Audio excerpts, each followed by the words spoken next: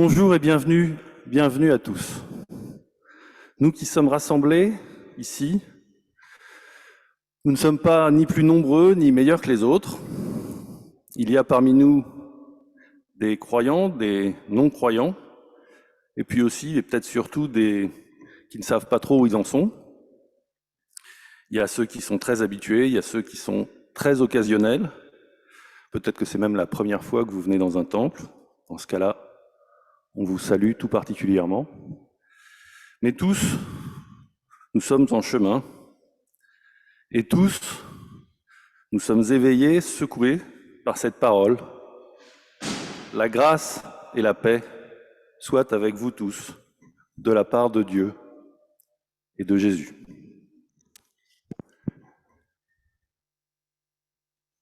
Nous louons le Seigneur. Seigneur, nous te louons de nous surprendre quand nous sommes habitués.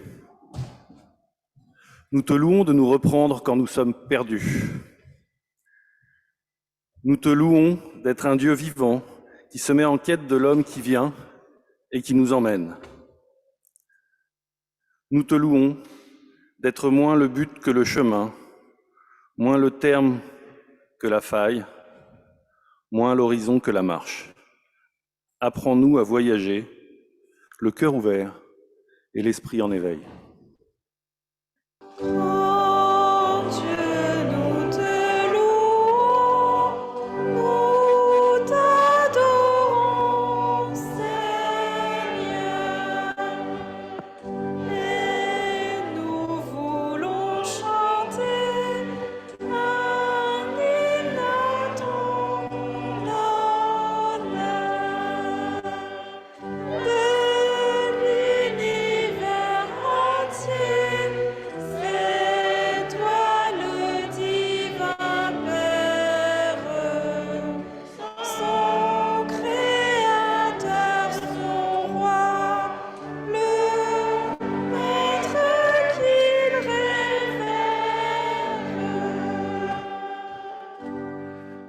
Nous confessons notre péché.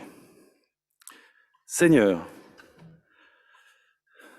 ce matin, nous voulons déposer toutes nos vies devant toi. Pas seulement nos manquements, nos prières secrètes, mais toutes nos vies, tous ces jours, toutes ces vies, toutes ces nuits, pour que nos vies soient apaisées par toi. Nous avons besoin de toi, nous avons besoin de paix. Nous ne nous méprisons pas, mais nous te demandons de ne pas nous abaisser. Nous te demandons, Seigneur, de nous libérer de l'angoisse de vouloir tout maîtriser, de nous libérer de la pensée que nous devrions faire nos preuves à chaque instant. Rappelle-nous que la paix et le sens ne viennent que de toi, que l'amour ne vient que de toi, que l'espérance ne vient que de toi. Amen.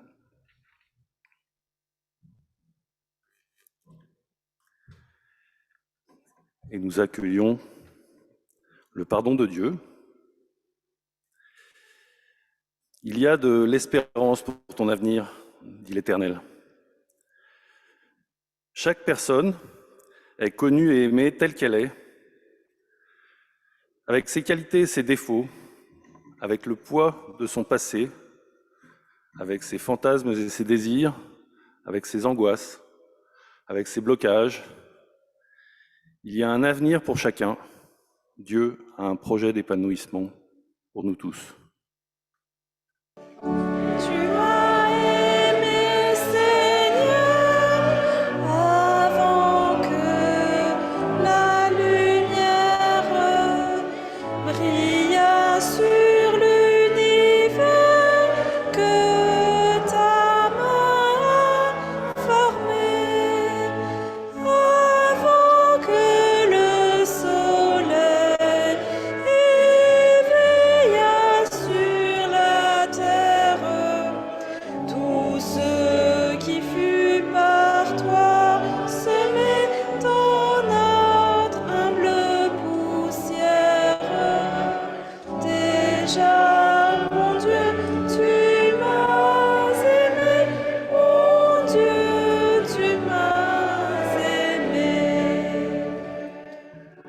Nous prions avant d'ouvrir la Bible. Dieu nous a donné rendez-vous dans sa parole. Parole écrite et réécrite tout au long de l'histoire par des hommes qui le cherchaient. Parole échangée entre nous et partagée aujourd'hui dans cette Église et dans toutes les Églises. Saurons-nous réussir ce rendez-vous avec Dieu?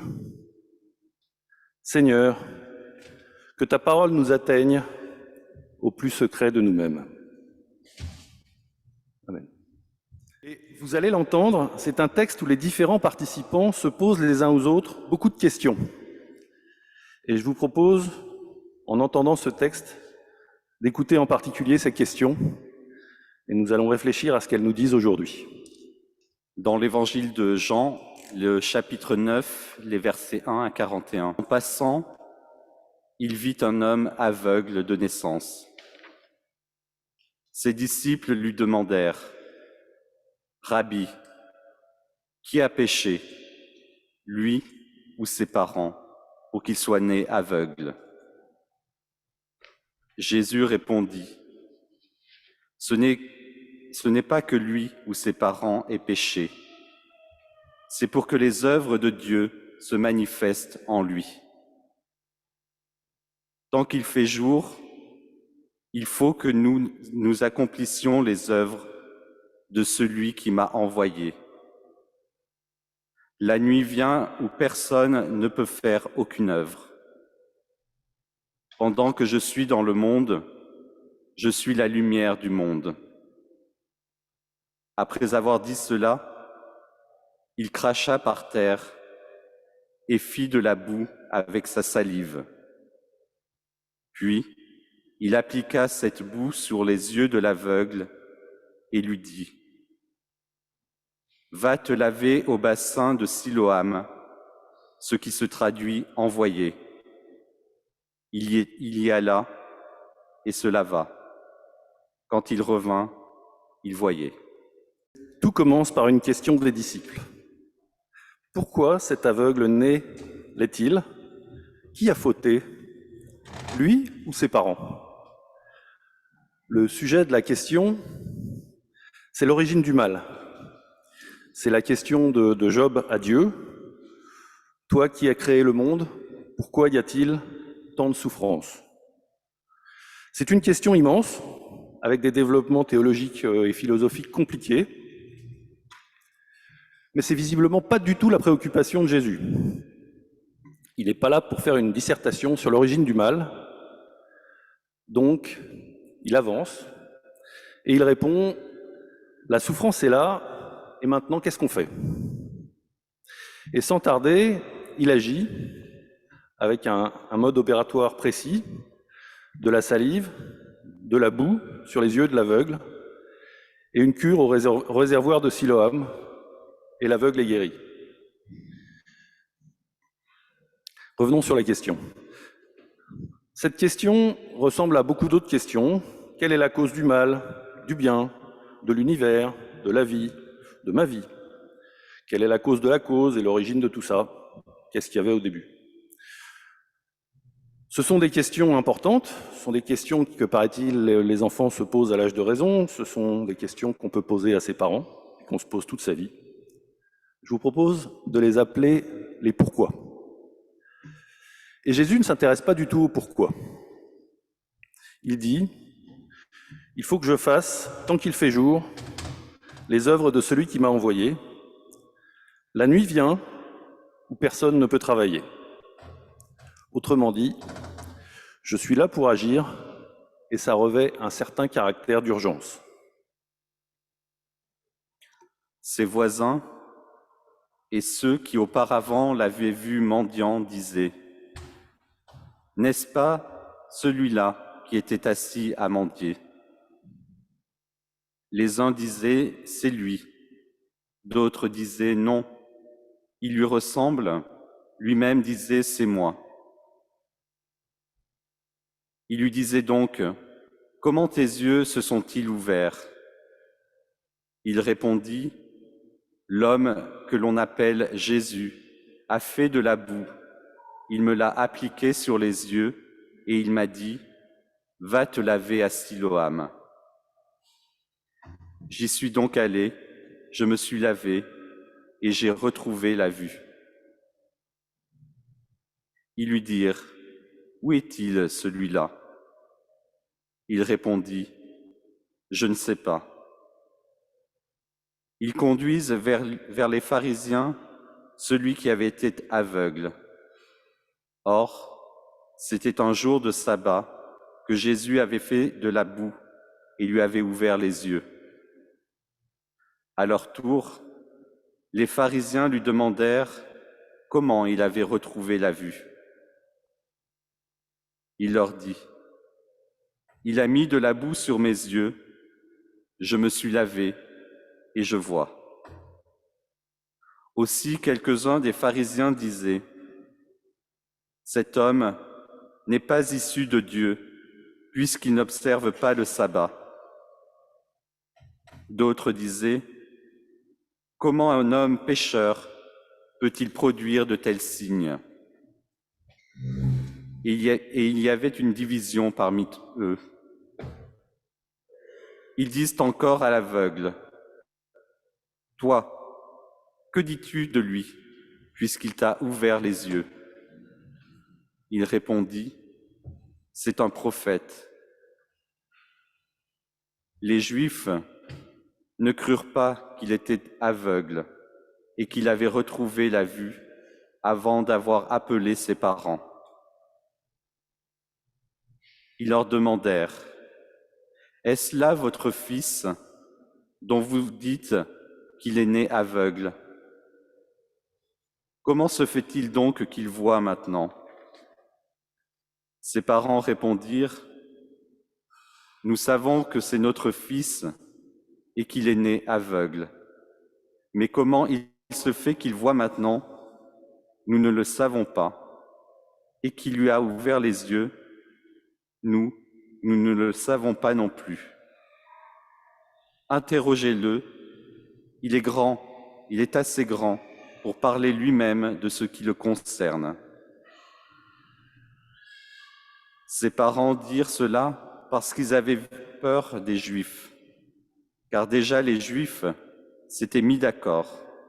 Si quelqu'un reconnaissait en lui le Christ, il serait exclu de la synagogue. C'est pourquoi ses parents dirent, « Il est assez grand, interrogez-le. » Les pharisiens appelèrent une seconde fois l'homme qui avait été aveugle et lui dirent, « Donne gloire à Dieu. Nous savons, nous, que cet homme est un pécheur. » Il répondit, « Si c'est un pécheur, je ne sais pas. Je sais une chose, j'étais aveugle, maintenant je vois. » Ils lui dirent, « Que t'a-t-il fait? Comment t'a-t-il ouvert les yeux ?» Il répondit, « Je vous l'ai déjà dit, et vous n'avez pas entendu. Pourquoi voulez-vous l'entendre à nouveau? Voulez-vous vous aussi devenir ses disciples ?» Ils l'insultèrent et dirent, « C'est toi qui es disciple de celui-là. Nous sommes disciples de Moïse. Nous savons que Dieu a parlé à Moïse. Mais celui-ci, nous ne savons d'où il est. »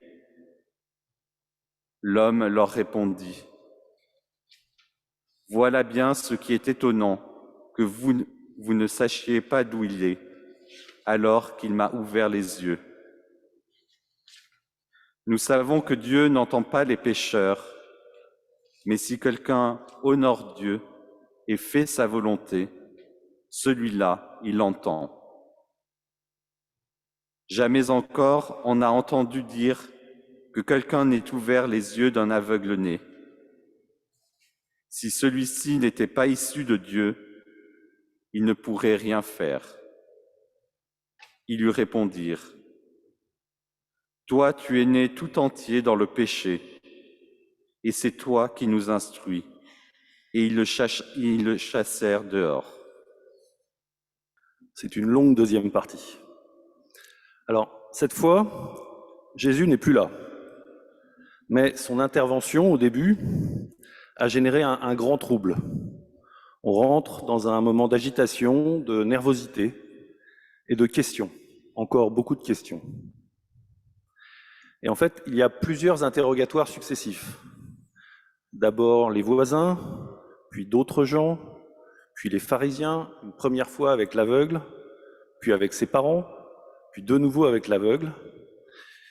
Et en fait, il pose quelques questions, mais plusieurs fois.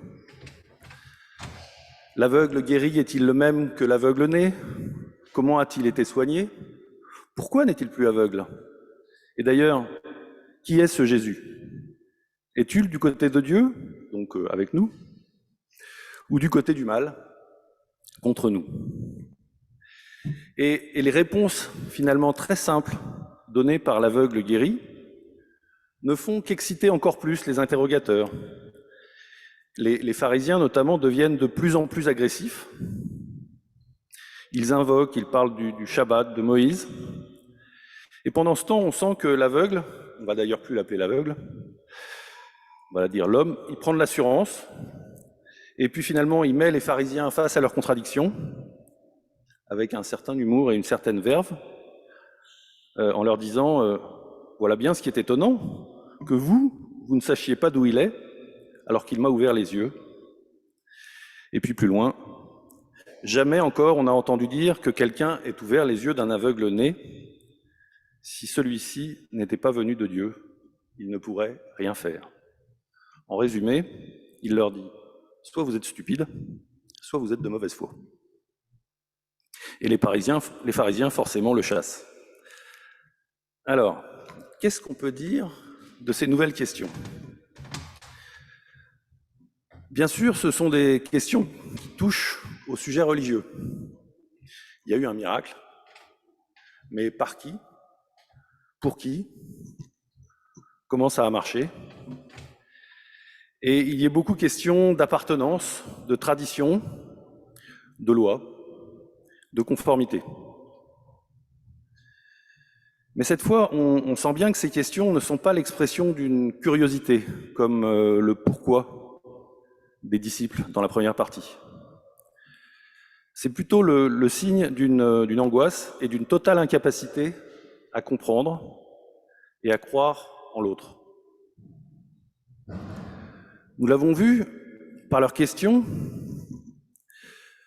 Dans leurs questions, les pharisiens opposent des traditions, des lois juives.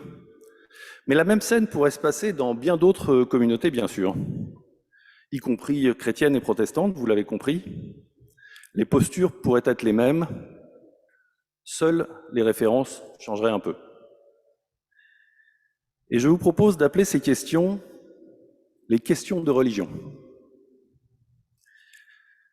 Ce que disent ces questions, c'est qu'ici, dans cette histoire, les gens qui les posent croient très fortement en quelque chose.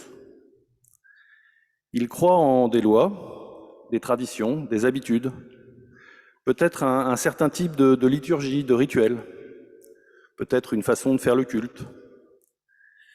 Ils croient très fort, et ce en quoi ils croient les rend aveugles.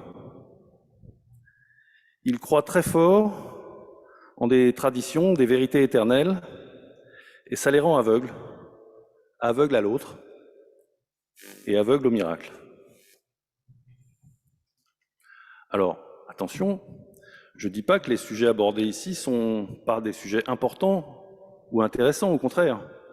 D'ailleurs, on n'est pas loin des questions qu'on peut se poser en échange interreligieux, lors de groupes de paroisse, ou même en conseil presbytéral. Et donc, c'est donc très important. Je prends un exemple. En général, ici, il y a un pasteur et il a une robe.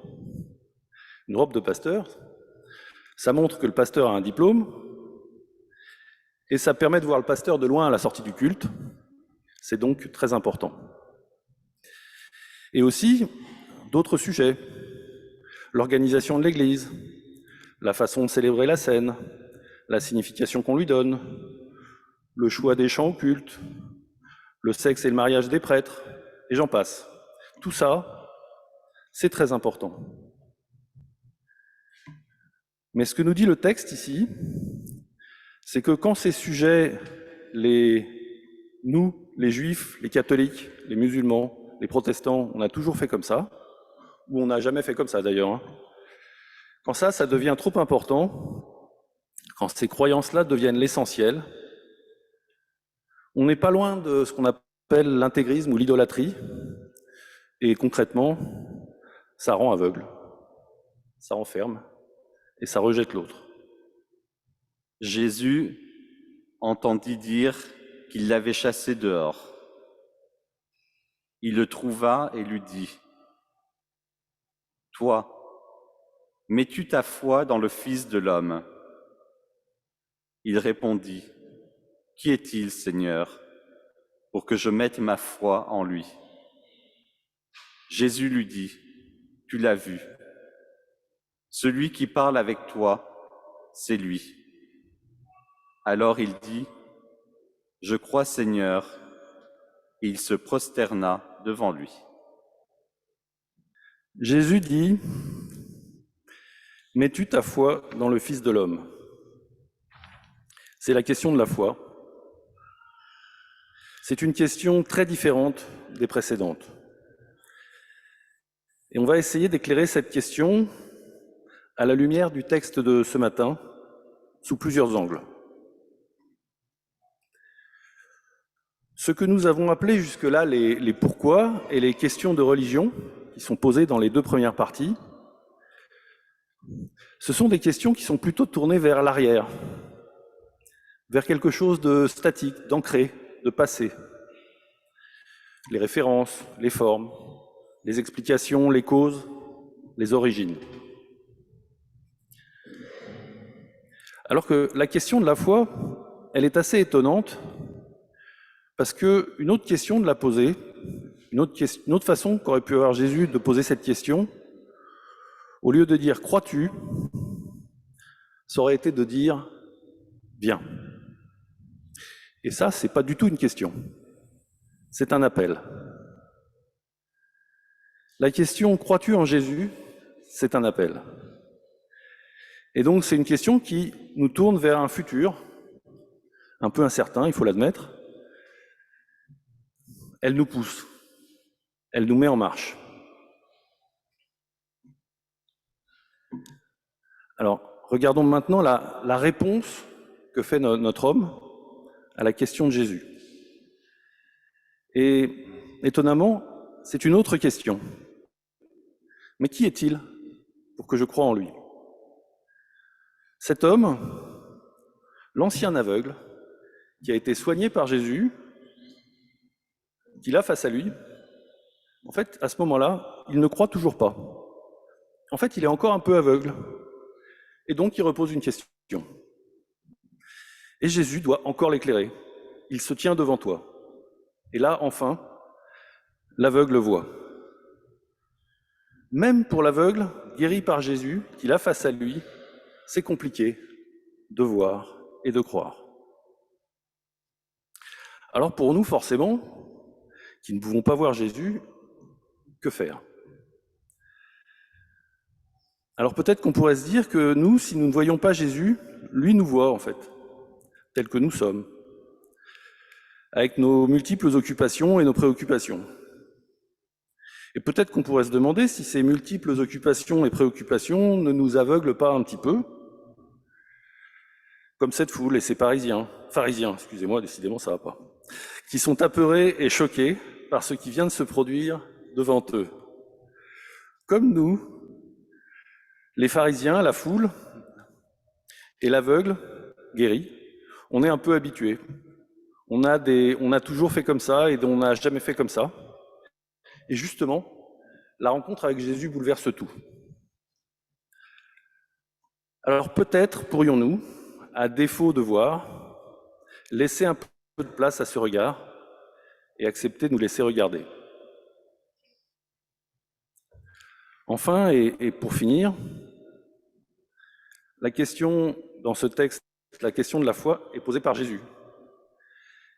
Et je crois qu'il est le seul à pouvoir la poser. il y a peut-être une raison à cela, c'est qu'on ne peut pas vraiment profondément répondre à cette question avec des mots. En tout cas, ça me semble très difficile. Il n'y a pas beaucoup de mots pour exprimer une foi. Et c'est pourtant la question que nous pose Jésus. Et c'est pour ça que, comme à l'homme, aveugle guéri, il nous la pose dans la solitude et le silence, et que nous lui répondons dans la solitude et le silence. Amen.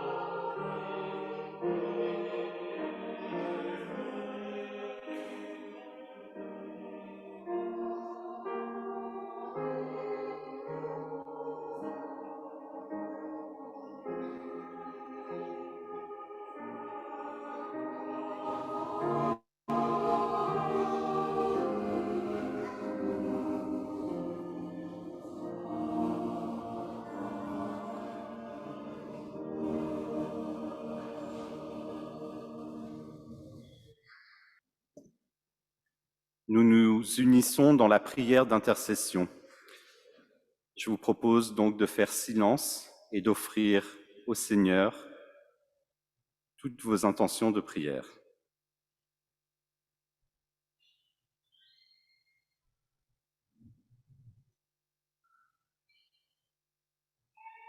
Seigneur Dieu, quand bien même les mots nous manquent pour prier, devant toi, nous nous tenons avec tout ce qui fait notre vie, nos petits bonheurs et nos marques de tendresse, les questions et les doutes qui nous tenaillent, et ce désir insatiable que notre vie trouve sens. Seigneur, que ta parole nous communique l'espérance. Devant toi, nous nous tenons avec les autres, celles et ceux qui nous sont chers, celles et ceux que nous ne savons pas aimer ou que nous avons blessés, celles et ceux qui sont au fond du gouffre et qui n'en peuvent plus d'appeler et d'attendre dans les prisons, les hôpitaux, les maisons de retraite.